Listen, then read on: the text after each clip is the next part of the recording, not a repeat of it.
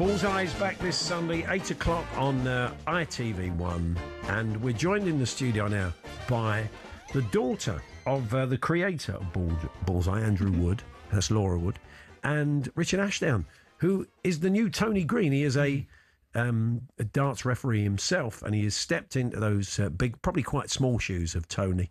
But good to see you both. Thanks very much. Thank you for having us. Wow. So yeah, as we said, in its own way, big shoes to fill, Richard, isn't it? You did the pilot with Freddie, and I think you've been involved in the show a couple of times already, haven't you? Absolutely. Yeah, I was first asked to do it when it was Alan Carr's Epic Game Show with the Bullseye episodes, and as you say, big shoes to fill.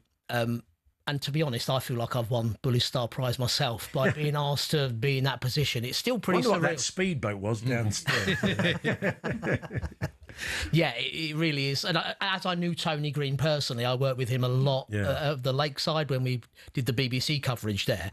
It's special to me. I know the family, and I'm really honoured to be part of Bullseye. Yeah. It's just the perfect time to do it. The Luke Littler effect, darts couldn't be bigger than it is at the moment. It's fantastic. And when it came back last Christmas, it just worked really well. I mean, it seemed the time was right for him. As you say, it was riding the crest of the wave. Yeah. I think darts was on the upward climb anyway, before Luke Littler came along. But he has transcended it away from the sport of darts into everybody's front room. We really do have now our first household name, I think, in some 30 years.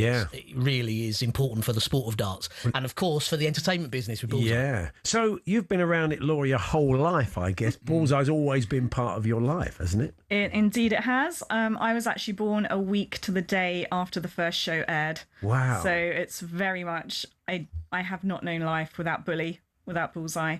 And I've grown up with it, and I'm just immensely proud to be sitting here today. Yeah. So 44 years on from when Dad first had the first series, and I'm here able to represent him. Did he have any issues kind of getting it made in the first place? Because it was on one channel, then it went off to another channel, didn't it? Is that right? Yeah. So no, I think the first series, obviously there was very mixed press on the first series, so no one was quite sure how it was going to progress. But then, honestly, into series 3, 4, 5, we really started picking up those viewers. That's where it sort of became a bit more of almost a cult following. Yeah. And then at the peak, they were getting 19.8 million viewers on a Boxing Day episode. So it really, from a show that started off when no one quite knew where it was going to be, it's just turned into something so much bigger than we ever thought. Yeah. It's very interesting because Jim Bowen was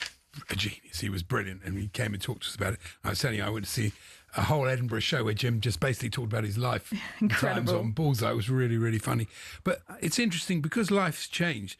Freddie Flintoff seems a great choice now because he's more empathetic than Jim used to quite slaughter the I think it's fair to say they were different times, guys. They were. And you watch the old challenge ones and some of the old clips, and Jim could say stuff that Freddie can't say now. I think he wouldn't want to say. No, he probably wouldn't. No, but it's. I mean, you must have loved working with Freddie. You must be pinching yourself as well. Yeah, I'd never met him before we did the show, and from the moment we met in the first rehearsal, it was like we knew each other anyway. It was great previously working with Alan Carr, and ironically, Alan has called me a traitor for moving on to Freddie Flintoff. But yeah, Freddie is great, and he also, like myself, not only is he thrilled to be involved with the Bullseye TV series, he's a big darts fan in his own right. He loves it. He's even done commentary on a 9-dart finish on Sky Sports. He absolutely loves the sport of darts. So he was thrilled to meet the professionals and in some cases play some darts with them on the set. He's loved it. Yeah. I mean, they're pioneers as well. I mean, the women's darts, there's all this talk at the moment, isn't there, about the increase in women's darts, and Fallon Sherritt's going to be on the show. But Maureen Flowers used to be on the show with Jim back in the day, didn't they?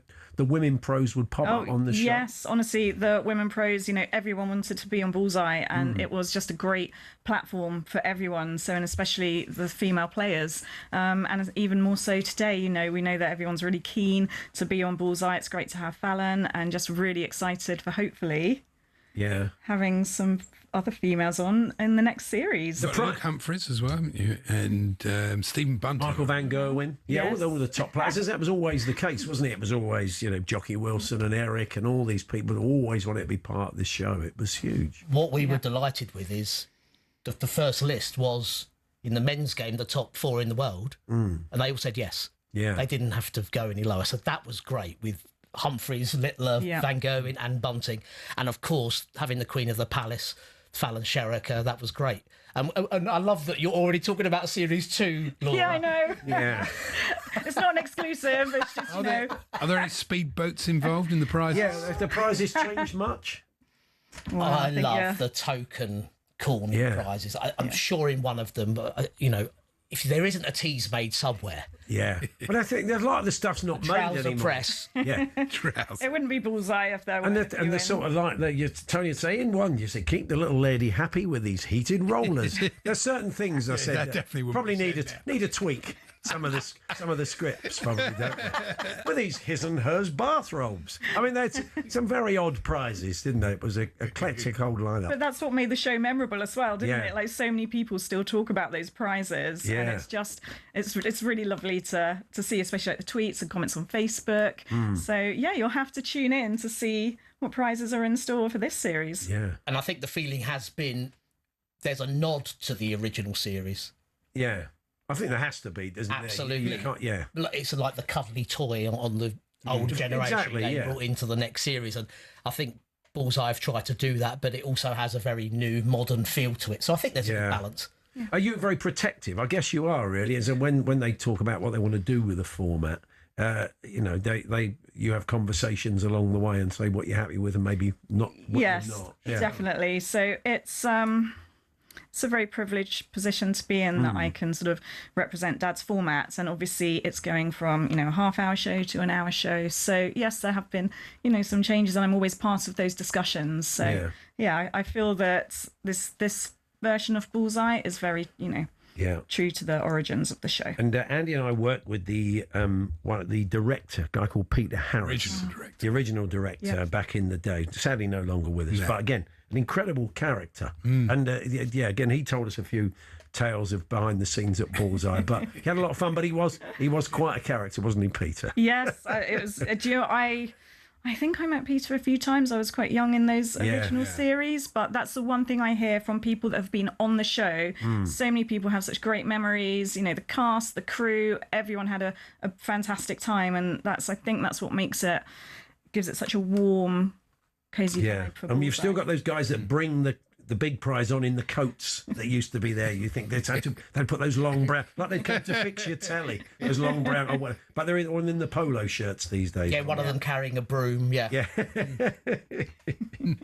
So, we can't wait for it to be back. So you say it's an hour now. It's gone to an hour format. This is often the case these days. And lots of top players. And a new round as well. Oh, okay. Yes. So look forward to that on Sunday. Different from the pilot? Yes. Okay. It's different. It's an addition. Nothing's lost, but it's an extra.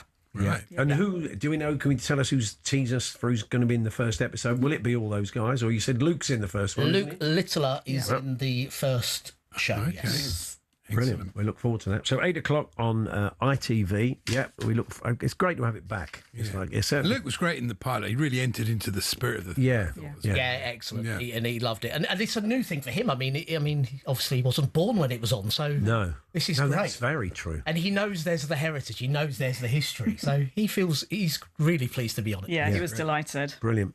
Good to see you, Laura and Richard. Thank you very much indeed. Thank you for having us. Yes, and thank you for the bendy. We got little bullies. Look at that. Little desk bullies for you. Desk bullies. And can I just tell you what time it's on Sunday? 8:00, isn't it? In 8. Oh, sorry. Do you want to give us a 180 while you're here? What's your trademark 180, Richard, normally? 180! It's good, isn't it? For a small man, you project quite spectacularly. Good to see you both. Thank you very much. Laura Wood there and Richard Ashdown. 8:00 on Sunday night. Bullseye is back.